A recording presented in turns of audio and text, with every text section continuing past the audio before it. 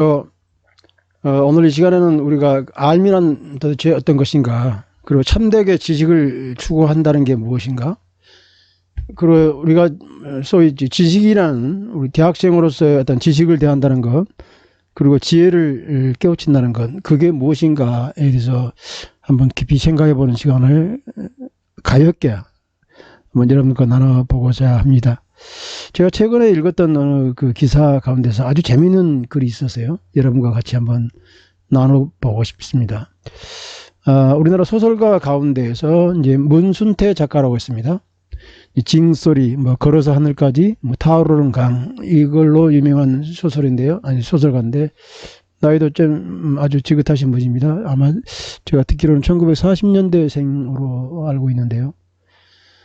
이분이 그러니까 1970년대에 아마 그 습작을 많이 했나 봐요. 그래서 서울에 있는 동대문 구장 뒤편에 김동리 선생님 댁으로 가서 자기가 원고를 쓴 걸 가지고 이제 그 선생님께 어떻게 보면 이제 지도 또는 이제 첨삭을 이제 받는 거죠. 근데 한 번은 선생님한테 갔더니 김동리 선생한테 보더니 김동리 선생한테 가니까 김동리 선생께서 원고를 읽다가 갑자기 어느 부분에서 이제 본인이 이렇게 쫙 걸리는 게 있거든요. 그게 어떤 구절인가 봤더니 바로 이런 구절입니다.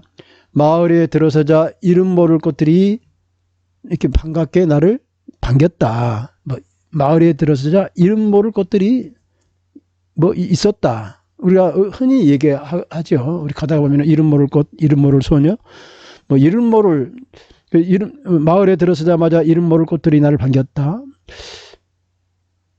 그 표현이 나오니까 갑자기 아주 그 자상하신 선생님이 원고를 휙 던져버렸다고 그래요. 그러면서 하시는 말씀이 이름 모를 꽃이 어디 있어? 네가 모른다고. 당신이 모른다고 이름 모를 꽃이냐? 맞죠? 꽃은 다 이름이 있죠. 자기는 많아. 우리가 이제 하나님이 아담을 탄생시키고 아담에게 시켰던 일이 뭡니까? 세상 각종 만물에 이름을 붙여주는 거죠. 이름을 붙여주는 거. 그래서 마치 우리 김춘수 시인도 그런 말씀하셨죠. 누군가가 나를 이름을 불러주는 순간 나는 비로소 내가 됐다 하는 얘기도 있는데요. 이분 말씀이 이름 모를 꽃이 어디 있냐. 네가 모른다고 해서 그게 이름 모를 꽃이냐. 그러면서 호통을 막 치면서 하는 얘기가 작가라면 당연히 꽃 이름을 물어서라도 알아야지. 끈적거리는지 메마른지 꽃잎도 만져보고 냄새도 맡아봐서 아주 구체적으로 묘사를 해야지 이름 모를 꽃이라고 두리뭉실하게 표현하면 이렇게 말이 되냐.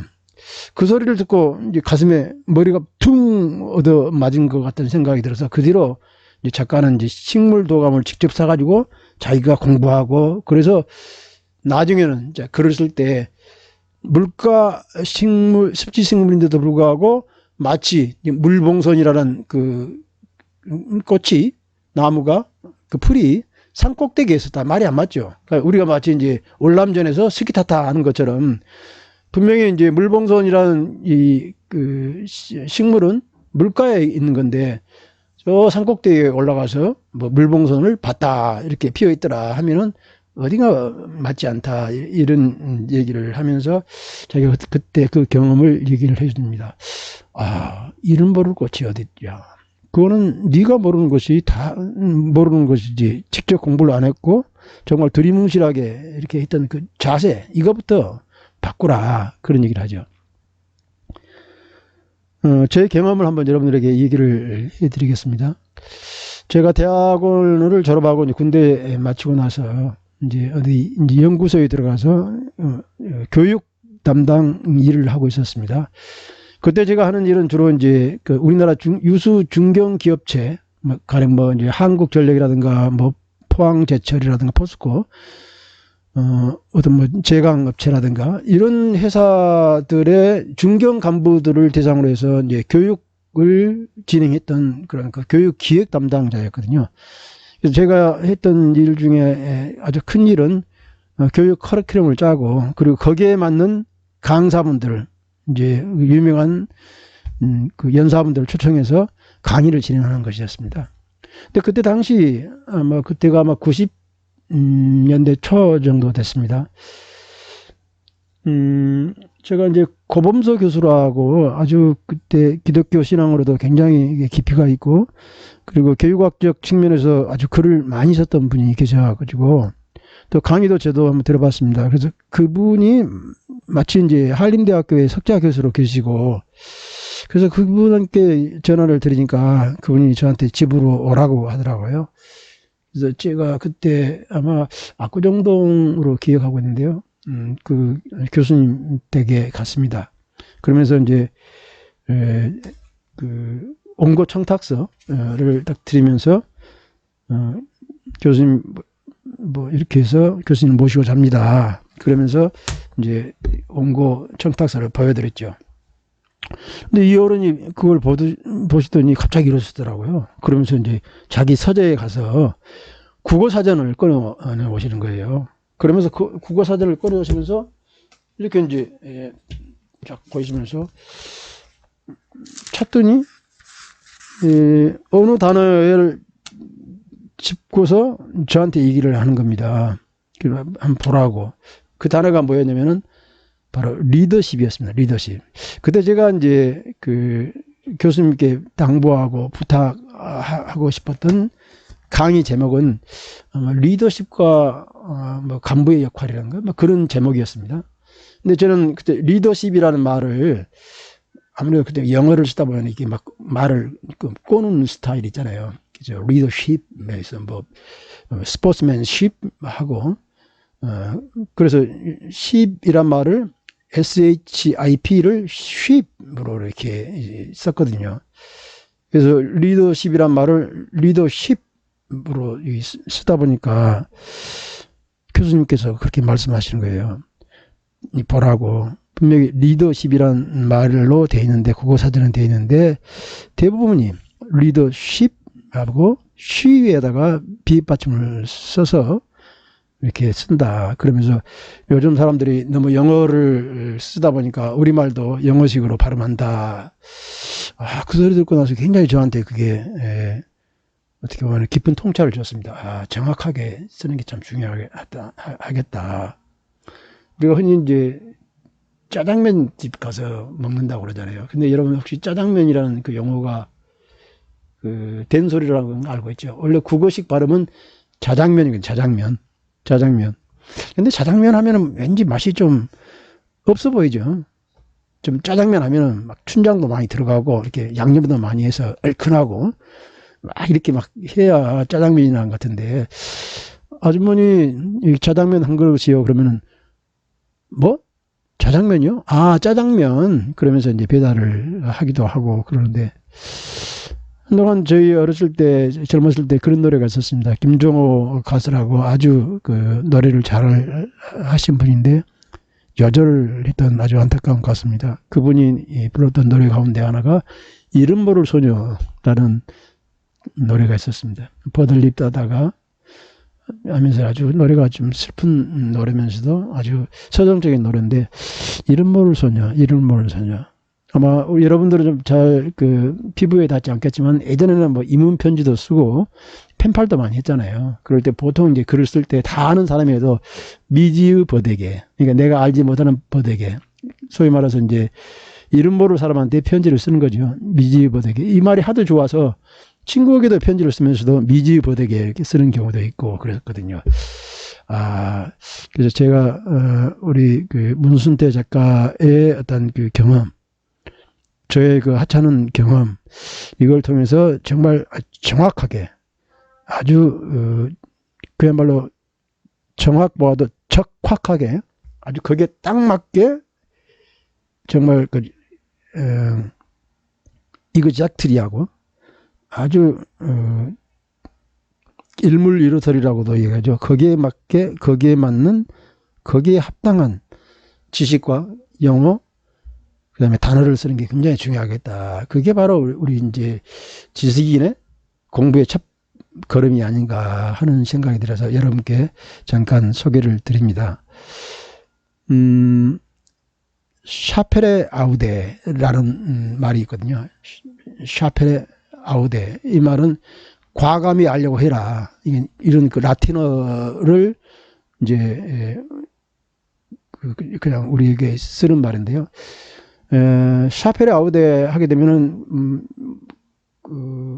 영어식으로 하게 되면 dare to know, 감히 알려고 해라. 알려고 노력을 해라. 당연하다 생각하지 말고 정말 알려고 노력해라. 그렇게 얘기하는 거거든요. 이게 이제 로마 시인 호라티우스가 썼다고 그러는데요. 디미디움 파시티 큐 코피트 하베트 사페라 아우데 인시페.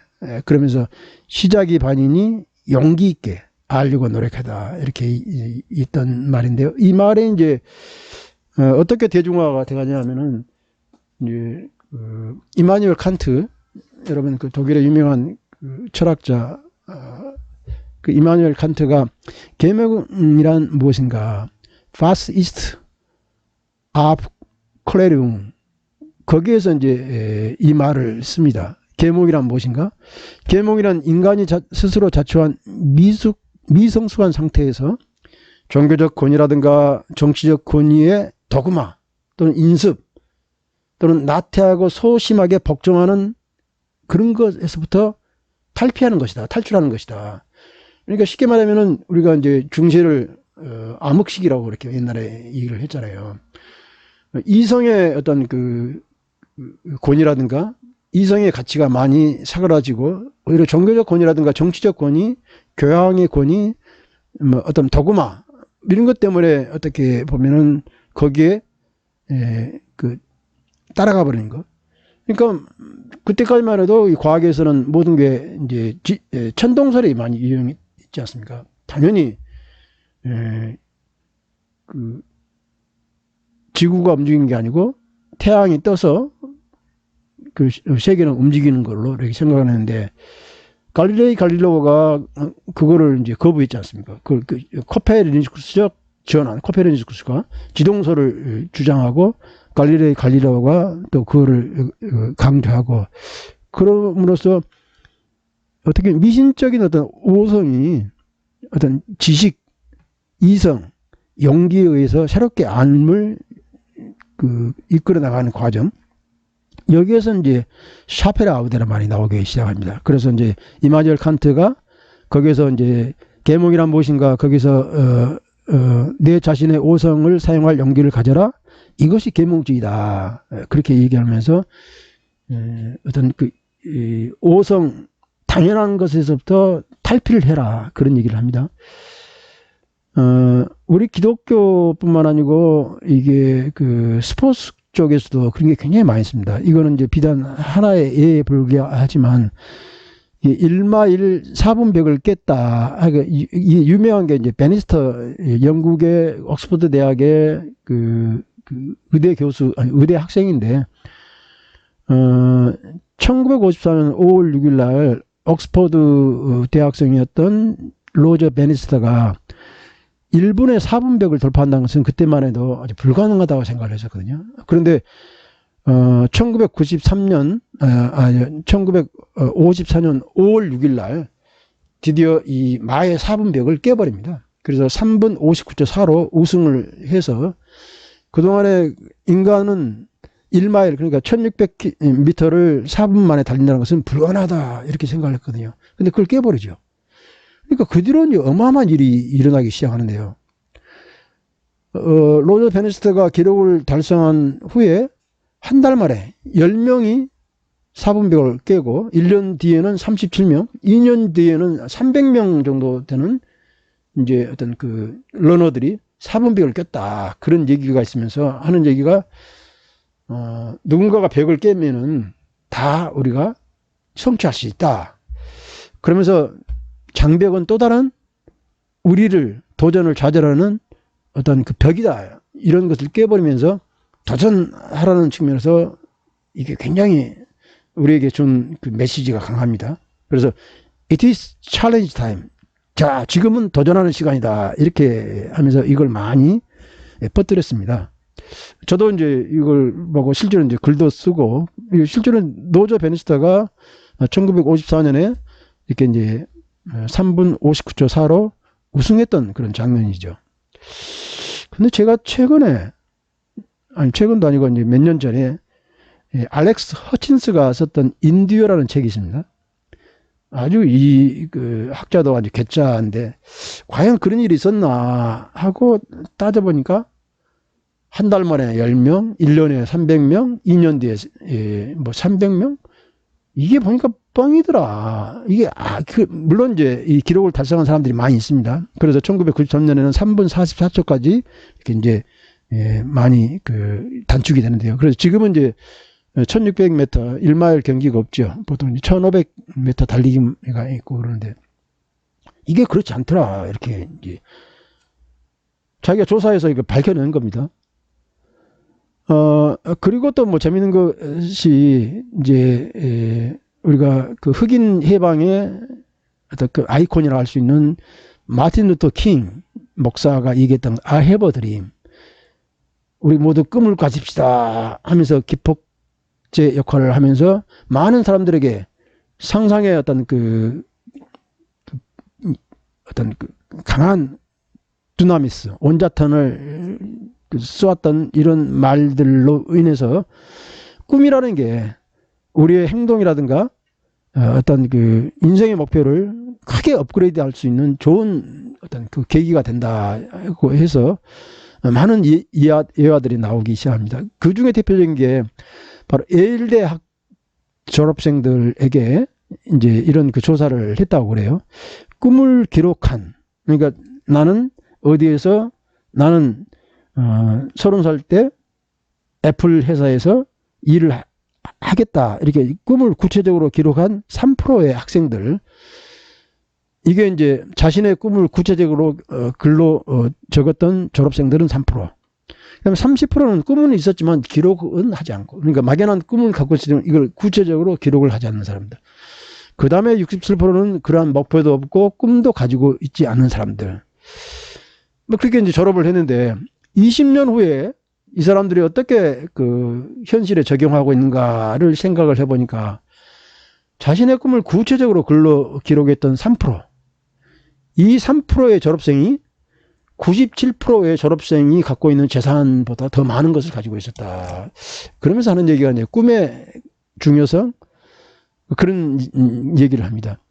뭐 거기에 비슷한 걸로 1979년에 하버드의 MBA 졸업생들 가운데서도 바로 비슷한 게 있습니다. 뭐 3%는 꿈이 갖고 있었고 13%는 목표는 있었지만 기록하지 않았고 84%는 목표도 없었다. 뭐 이것도 수치도 그 비슷하게 나오죠.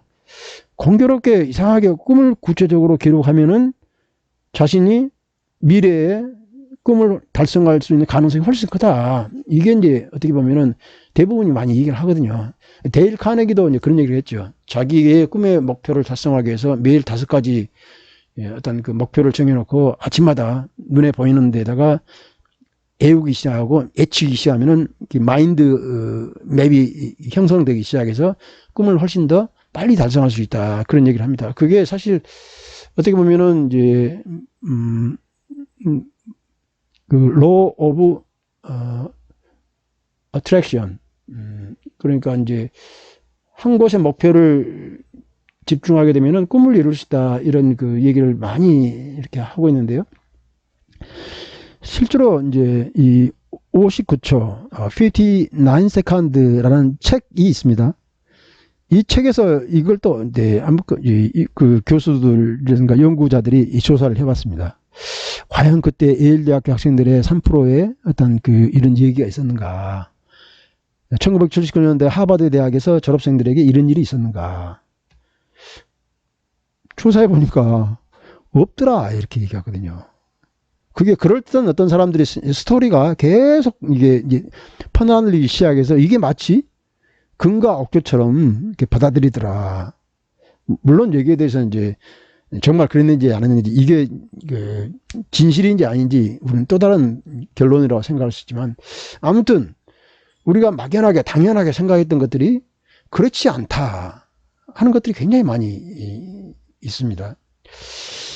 그럼에도 불구하고 제가 여러분들에게 이제 강조하고 싶은 것 중에 하나가 수많은 경영학자들이라든가 미래의 꿈에 대해서 얘기하고 있는 비전이라든가 미션에 대해서 얘기하고 있는 사람들의 어떤 한결같은 얘기는 스마트를 얘기하는 스마트 목표에 있어서는 스페시픽, 먼저 구체적으로 할 것, 그 다음에 측정 가능, 메저러블 측정 가능할 것, 그 다음에 액션 오리엔티드 목표 지향적이고, 그 다음에 리얼리스틱 현실 가능한 거죠. 그 다음에 중요한 것 중에 하나가 타임 리미티드 언제까지. 가령 그렇죠. 나는 영어를 잘하고 싶다 이렇게 막연하게 하지 말고 나는 금년 12월 31일까지 영어 토익 점수를 어떻게? 토익 점수가 990점 만점이라면은 800점까지를 올리겠다. 이렇게 이제 정한 거죠. 왜냐하면 측정 가능하죠. 그러나 문제는 현실적으로 불가능한 목표는 오히려 자기에게 고문만 된다 이거죠. 그래서 구체적으로 측정 가능하고 실천 지향적이고 현실적으로 가능한 목표를 가지고 언제까지. 이게 타임 리미티드가 굉장히 중요합니다. 이런 그 목표를 정하는 게 성공을 향한 아주 좋은 걸음걸이다. 이렇게 얘기를 하면서 얘기를 많이 하고 있습니다. 저는 여러분들에게 우리 대학생들로서 지혜를 추구하고 그다음에 다양한 영혼을 가꾸는 것, 필로소피라고 그러죠. 지식을 알아가는 그 자체가 철학이고 그게 인문학이지 않습니까?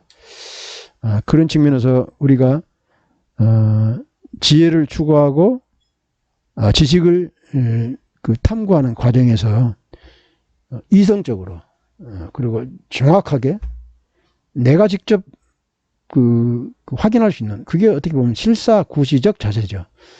그런 측면에서 어떤 이제 서로 교학 성장, 강의하고 배우고 같이 얘기할 수 있는 그런 시간을 갖도록 제가 수업에 최선의 방점을 두고자 한다는 것을 여러분들에게 말씀드리고 싶습니다.